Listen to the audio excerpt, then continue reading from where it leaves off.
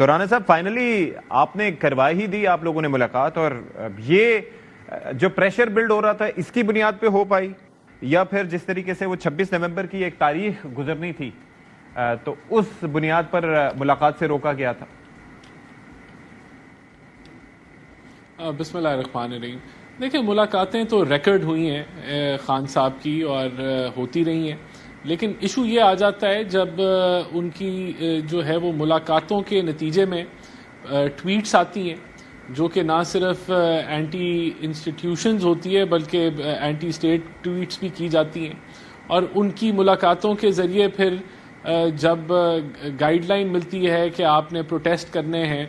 اور سیاسی لیکچر دیے جاتے ہیں، تو یہ دیکھیں یہ دس از دا ریڈ لائن کہ جہاں پریزن مینول جو ہے وہ اجازت نہیں دیتا ایک قیدی کو کہ وہ جو ہے وہ سیاست کرے یا اسٹیٹ کے اندر انٹرفیئر کرے وایا ہز پارٹی.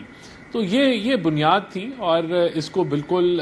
میرے خیال سے پی ٹی آئی کو اس کے مطابق ایڈجسٹ ہونے میں مسائل ہیں، اور وہ بضد ہیں کہ جو سیاست ہے وہ خان صاحب پہلے بھی کر رہے تھے آج بھی کر رہے ہیں، تو ایسا نہیں ہے. تو یہ کلیئرٹی میرے خیال سے لائی گئی. یہ جو ڈیٹ کی بات ہے میں نہیں سمجھتا کہ کوئی ڈیٹ سے کوئی ریلیٹڈ یہ کوئی معاملہ تھا کہ کچھ ہو جانا تھا. رانا ثناء اللہ صاحب نے یہ بات کی ہے، کرنا رانا صاحب رانا ثناء اللہ نے یہ بات کی تھی شاید ان کے پاس کوئی ایسی انفارمیشن ہو. اچھا شیر افضل خان مروت صاحب، آپ ذرا یہ فرمائیے گا کہ یہ آخر گتھی کیسے سلجھی؟ کیا وزیر اعلیٰ صاحب نے احتجاج میں آج نہ بیٹھنے کا فیصلہ کیا بقول فیصل واڈا صاحب کے ان کے مشورے کو مانا، یا پھر 26 نومبر گزر گئی، یا پھر یہ ہے کہ کچھ گورنر راج کی دھمکی، یا پھر کیا ہوا کیا آخر، یا پی ٹی آئی کا پریشر؟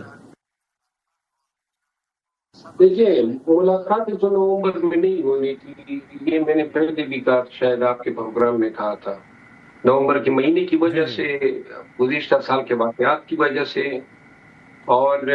میں نے کہا جو ہی نومبر گزرے گا تو اس دوران ایک ڈیولپمنٹ ہوئی کہ خان کی صحت کے حوالے سے، ان کی زندگی کے حوالے سے انڈیا اور افغانستان میڈیا نے پروپیگنڈا کیا. تو اس سے بہت ہی بے چینی سی پیگی اوورسیز میں بھی اور پاکستان میں بھی، اور اس نے پھر دھرنے میں بھی جو ہے تھوڑی آواز پیدا کر دی. تو لہذا یہ مطالبہ زور پکڑتا جا رہا تھا کہ خان کی حفاظت کے حوالے سے اور ان کے خیر اسلوبی کے ساتھ اور اس کی زندگی کے حوالے سے جو ہے یقین دلانے کے لیے پھر انہوں نے کہا جی کہ کوئی ایک شخص جا کے دیکھ لے گا تاکہ یہ تسلی ہو جائے.